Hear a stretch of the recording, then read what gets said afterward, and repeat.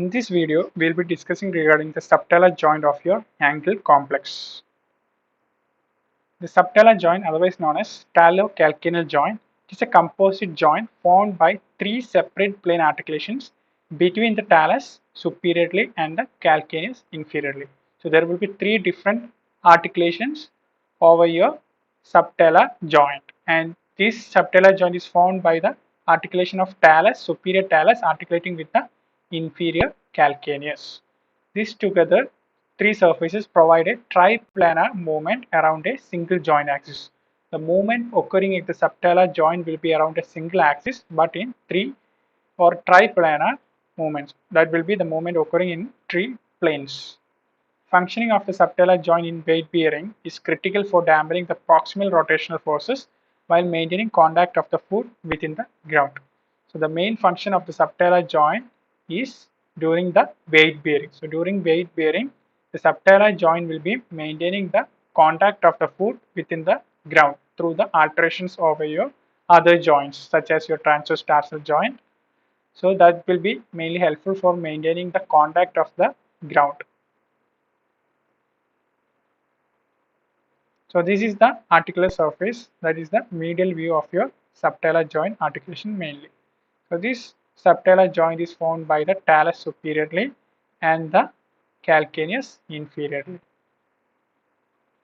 Coming to the joint structure, the articulate surfaces of subtalar joint are highly variable, but the posterior articulation is consistently the largest of the three articulations formed between the talus and calcaneus.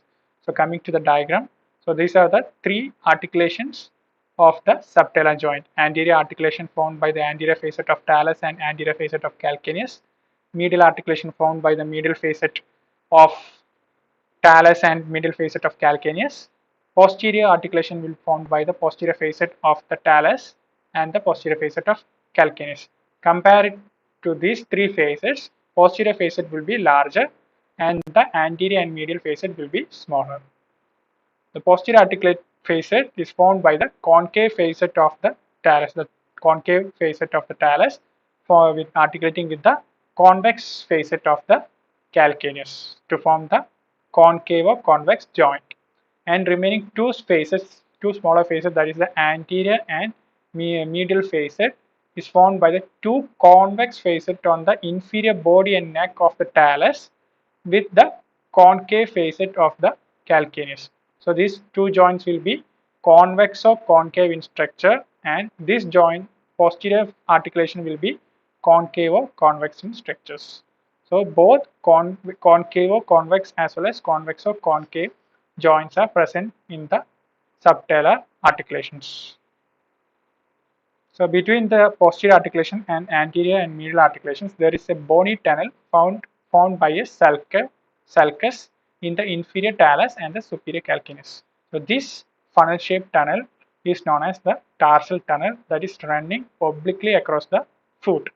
The tarsal tunnel has two ends, larger end and smaller ends. The larger end is known as the sinus tarsi, which is lying just anterior to the fibula malleolus, and smaller end which is lying just below the tibial malleolus and above a bony outcropping of the calcaneus called as substancular tali. The tarsal canal and the ligaments running the length of the tarsal canal divides the posterior articulation and the anterior and medial articulations of the subtalar joints into two separate non-communicating joint cavities. Because of the tarsal canal and the ligaments that is crossing over the tarsal canal divides these three articulations into two different non-communicating joint cavities. So the posterior articulation will be forming separately a single separate joint, and the combination of anterior and medial articulation will be forming another separate joint. That is why I had already told you concave or convex articulations and concave or convex articulations.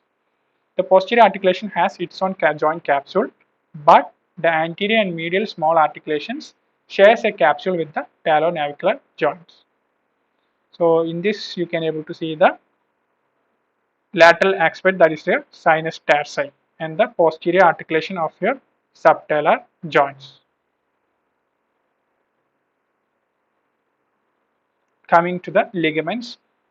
So subtalar joint is a stable joint, so that is very rarely dislocated because of the concus osseous anatomy as well as the strong ligamentous support. The subtalar joint is surrounded by strong ligamentous support. The subtalar joint receives support from the ligamentous stretches that support the ankle as well as few ligament stretches that only cross the subtalar joint. So the subtalar joint has its own ligamentous structure as well as the support is also giving from the talocrural joints. The structures that is contributing to the lateral support of the subtalar joint from superficial to deep are your calcaneofibular ligaments, lateral talocalcaneal ligaments, cervical ligament, interosseous talocalcaneal ligaments. So these are the ligaments that supports the subtalar joint. The cervical ligament is the strongest of the talocalcaneal structures. It just lies in the anterior sinus tarsi and joins the neck of the talus to the neck of the calcaneus. So that's why it is known as cervical ligament. So these are the primary functions of the ligaments that is present or that is giving stability to the subtalar joints. The first ligament is your calcaneofibular ligament. This calcaneofibular ligament is responsible for limiting the excessive inversion happening at the subtalar joint. And next ligament is your medial collateral ligament or your deltoid ligament. And in this deltoid ligament, the fiber is known as your tibiocalcaneal fiber. And this tibiocalcaneal fibers of the deltoid ligament is responsible for limiting the excessive eversion of the hair happening at the subtalar joints. Next ligament is your interosseous or otherwise known as talocalcaneal ligament and cervical ligament. Both these two ligaments is binding with the talus and calcaneus, talus with the calcaneus, and these two ligaments are responsible for limiting the extremes of all the motions, all your inversion as well as eversion, but mainly it limits the inversion. The interosseous talocalcaneal ligament lies more medially within the tarsal canal and follows an oblique path from the talus to the calcaneus. Divisions of the inferior extensor retinaculum also provide stability to the subtalar joint superficially as well as through the connections within the tarsal canal. So not only your ligaments, your inferior extensor retinaculum is also providing the stability to your subtalar joints. So next one is your subtalar joint function. Although the subtalar joint is composed of three articulations, the alternating convex concave facet limit the potential mobility of the joints. When the talus moves on the posterior facet of the calcaneus, the articular surface of the talus should theoretically slide in the same direction as the bone moves because concave surface moving on a stable convex surface. So in this posterior articulation, you can able to see this talus posterior facet is concave in shape and this posterior facet of your calcaneus is convex in shape. So according to the concave convex rule, if a concave movable surface moves on a fixed convex posterior surface of the calcaneus, definitely there will be sliding occurring in the same direction.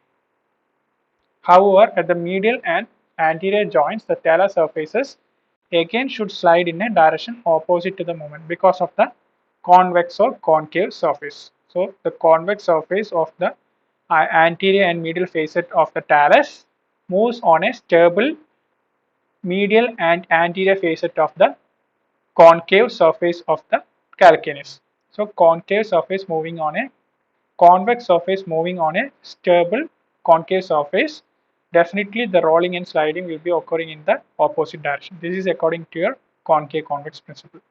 Motion of the talus on the calcaneus therefore is a complex twisting or screw-like motions that can proceed only as long as the facet can accommodate simultaneous and opposite motions across the surfaces. Because of this three different articulation in two different directions, this will be finally resulting in a triplanar motion of the talus around a single oblique joint axis. So the joint axis will be entirely different from your normal cardinal axis, that is your sagittal axis or coronal axis or your transverse axis. So this axis will be in between those joint axes and this will be forming a single oblique joint axis, and this triplanar motion will be producing the motion of supination and pronations. The supination and pronation is the movement that is mainly formed by the motions at the three different planes. Coming to the axis of the subtalar joint, the subtalar axis is inclined 42° upward and anteriorly from the transverse plane. So it is deviated 42° upward in the transverse plane, and in the sagittal plane it is deviated 16° medially to the normal or joint axis. So this is the medial view as well as superior view. Medial view, you can able to see there is 42° upward in the transverse axis or the transverse plane, and in the superior view we can able to see it is deviated medially 16° towards the sagittal plane. So we already discussed that the motions of the subtalar joint will be occurring in a oblique axis, and the movements will be in a triplanar manner. So that means the main movements occurring at the subtalar joint are your pronation and supination. And pronation is mainly formed by the combined movements of your eversion and abduction along with your dorsiflexion, and supination is formed by the movements of combined movements of inversion, adduction, and your plantar flexion. And but comparing with the dorsiflexion and plantar flexion movements, main movements occurring at the pronation will be your eversion and abduction, and the main movements occurring at the supination movement is your inversion and adduction. And in this diagram you can able to see, so there will be this purple arrow indicates your eversion. So this is the eversion moment, and this is the inversion moment. So inversion moment of your supination, eversion moment of your pronation, and this is the abduction moment of your pronation component, and this is the adduction moment of your supination. So this is the summary of the combined or coupled subtalar motions, that is your pronation and supination. So coming to the supination in the non-weight bearing, so the motions are your calcaneal inversion, calcaneal adduction, and calcaneal plantar flexion. By mnemonics you can study like SPAD: S for supination, P for plantar flexion, AD for adduction, and I for inversion. And coming to the weight bearing, so the in weight bearing only the calcaneus will be fixed, and the movements mainly occurring at the talus bone. So in this supination in weight bearing, there will be calcaneal inversion, talar abduction, talar dorsiflexion, and tibiofibular lateral rotations. And during weight bearing, there will be some motions occurring at the leg also. So that is known as your tibiofibular component. That is a tibiofibular lateral rotation. And coming to the pronation in non-weight bearing, the pronation is formed by the movements of your calcaneus, that is a calcaneal eversion, calcaneal abduction, calcaneal dorsiflexion. This you can able to remember by the mnemonics P DAP. So P DAP, that is the P for pronation, D for dorsiflexion, AB for abduction, and E for eversion. So coming to the weight bearing of your pronation, this is formed by the mainly by the talus movement around a fixed calcaneus. So pronation is formed by the eversion of calcaneus, adduction, plantar flexion of your talus, and there will be some associated medial rotation of your leg. That is a medial rotation of your tibiofibular component. So clearly motions about this oblique axis will cross all the three planes. That is why it is known as triplanar in movement. The subtalar component motions are coupled and cannot occur independently. To understand the components of subtalar pronation and supination, we can consider how the subtalar axis vary from the normal cardinal axis. So this is the cardinal axis of your normal angular foot complex, but the motions at the subtalar joint will be crossing all of the three axes. So that is It is different from the normal subtalar or cardinal axis. The subtalar axis will be in a oblique manner. So in this is the normal cardinal axis. In this, vertical axis will be for abduction and adduction. Longitudinal axis will be for inversion and eversion. Coronal axis will be for dorsiflexion and plantar flexion. If the subtalar joint axis is vertical, means the motion around this axis would be purely abduction and adduction. Suppose if the movement at the subtalar joint axis is only occurring at the vertical axis, means the movement will be only purely abduction and adduction.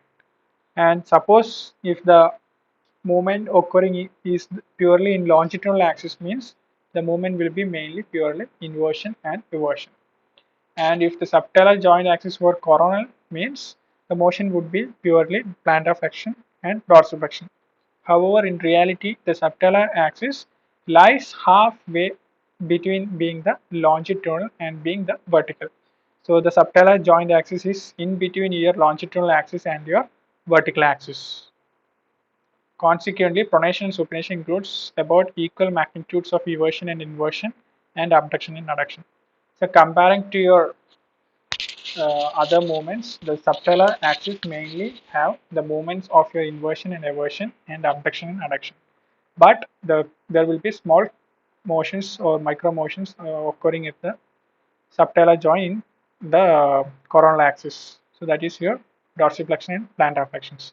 The subtalar axis is inclined only very slightly towards being a coronal axis and therefore has only a small component of dorsiflexion and plantar flexions. The contribution of each of the coupled movements to supination or pronation will depend greatly on individual differences in the inclination of the subtalar axis.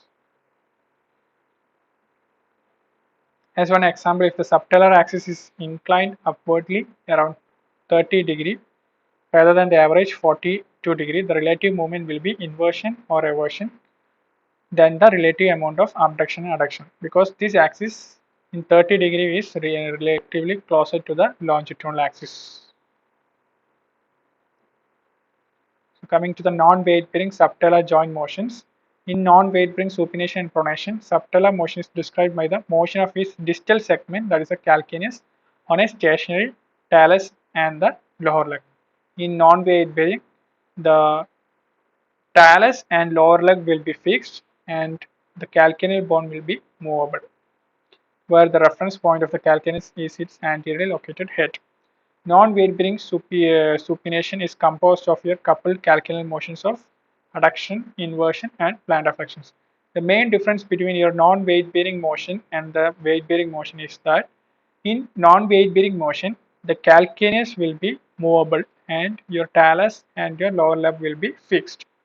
But in weight bearing, your calcaneus will be fixed and your remaining talus and your lower leg will be movable. Pronation of the non-weight bearing calcaneus on the fixed talus and lower leg is composed of a coupled motions of your abduction, eversion, and dorsiflexion. So I already discussed non-weight bearing. The calcaneus will be in the non-weight bearing pronation. The movements are your calcaneal eversion, abduction, and dorsiflexion, because the talus and your tibiofibular or your leg will be in a fixed manner during your non-weight bearing activities. The movement mainly occurring over your calcaneal bone in the non-weight bearing. Most readily observable of the coupled motions of the calcaneus during pronation and supination are your eversion and eversion respectively. This motion of your calcaneus are often observed at the posterior calcaneus with the subject prone and the foot and lower leg over the edge of the splint. So you can able to assess the pronation and supination movement, mainly your eversion and inversion during your assessment in the prone line. So this is the diagram. In this you can able to see this pronation of the subtalar joint is observable as eversion. So that is the valgus movement of your calcaneus, although the motions of your dorsiflexion and abduction of the calcaneus must be occurring. Comparing to the other movements in the pronation, eversion movement is clearly visible. So during an assessment over here, edge of the over keeping your foot over the edge of the table in the prone lying position. So in this also you can able to see the inversion movement clearly. So this inversion may be also referred to as varus movement of the calcaneus. So calcaneovarus is your inversion and calcaneovalgus is your eversion, too much of eversion moment. The eversion and inversion compounds of pronation and supination appear as if they are occurring as in isolations. However, the coupled compounds of calcaneal abduction and dorsiflexion must simultaneously accompany eversion, and the coupled movements of your calcaneal adduction and plantar flexion must simultaneously accompany inversion. So coming to the weight bearing subtalar joint motions. In weight bearing, when an individual is in weight bearing, the calcaneus is fixed on the ground and generally free to move around a longitudinal axis only. So only your inversion and eversion of your calcaneus is possible because the longitudinal axis is free to move. And movement around a coronal axis, that is your plantar flexion and dorsiflexion, and vertical axis, that is your abduction and adduction, is limited because of the superimposed body weight. Since the foot is in weight bearing, only the calcaneal can move around a longitudinal axis. That means only your calcaneal inversion and eversion is possible, and remaining plantar flexion, dorsiflexion, and abduction and adduction is not possible. So consequently, the coupled motions that contribute to pronation and supination cannot be accomplished exclusively by the calcaneus in weight bearing.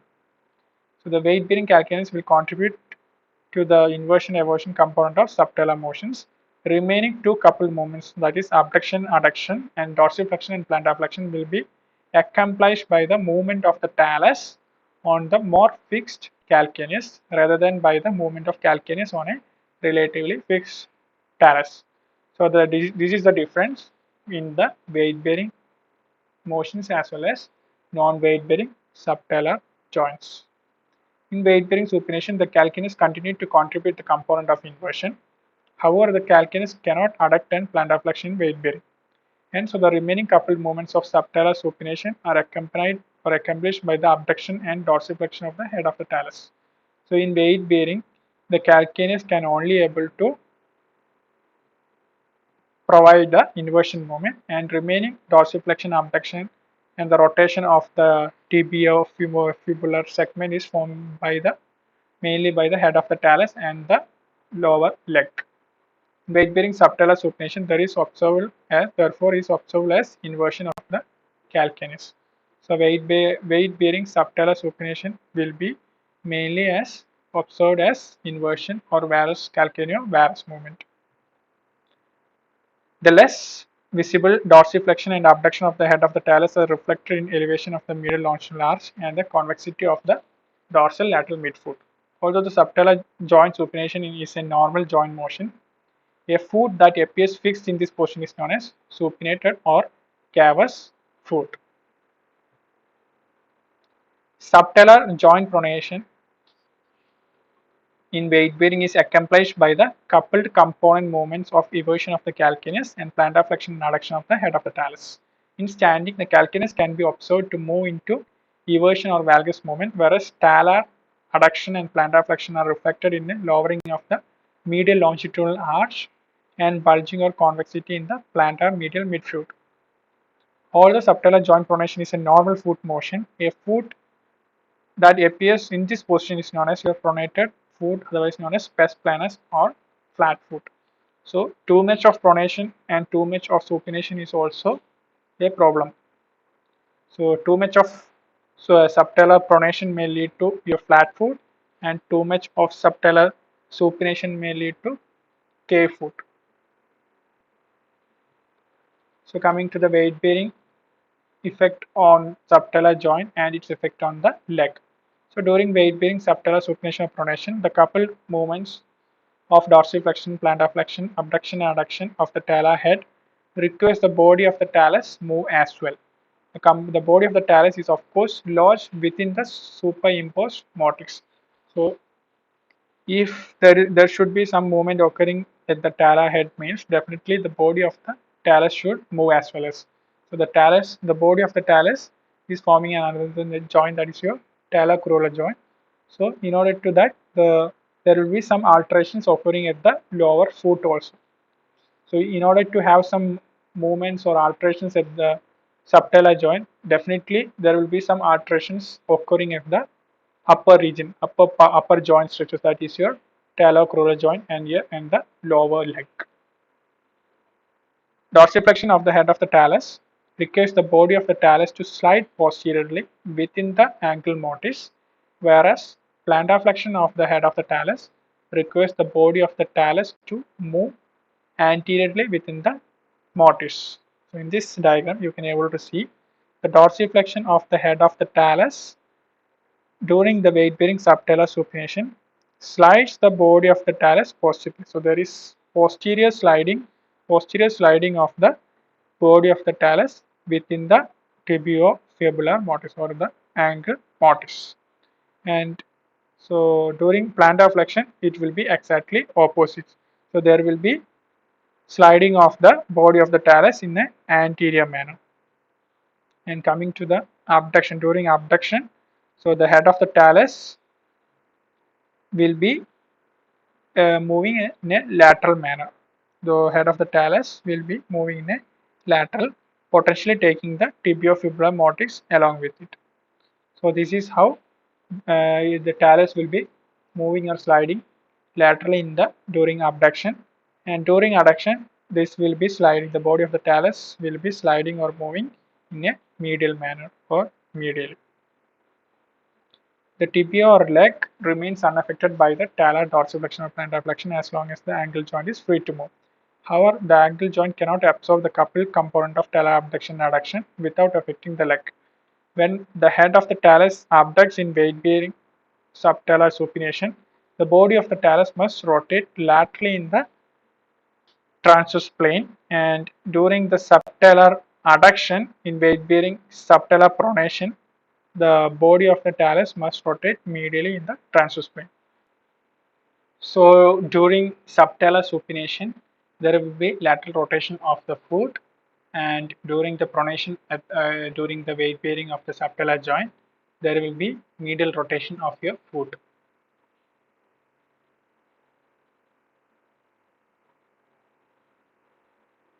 So when the subtalar joint supinates in a weight bearing position, the coupled components of talar abduction carries the mortise laterally, producing the lateral rotation of the leg, and during weight bearing pronation of the subtalar joint causes talar adduction with the body of the talus rotating medially and carrying the superimposed tibia and fibula into medial rotation. So in subtalar joint supination, there will be lateral rotation of the leg will be happening, and during the subtalar joint pronation in weight bearing, there will be medial rotation of your lower leg. Through the components movements of abduction and adduction of the talus, weight bearing subtalar joint motions directly influences the segments and joints superior to it. A weight bearing subtalar joint maintained in a pronated position, for example a flat foot, it can create a medial rotation force on the leg that may influence the knee and the hip joints. Just as subtalar pronation and supination may impose rotatory force on the leg in weight bearing, so too many rotation of the leg influences the subtalar joints. So the interdependence of the leg and talus were mechanically represented by a researchers named Inman and Mann, and who used the concept of subtalar joint as a metered hinge. So this is the metered hinge.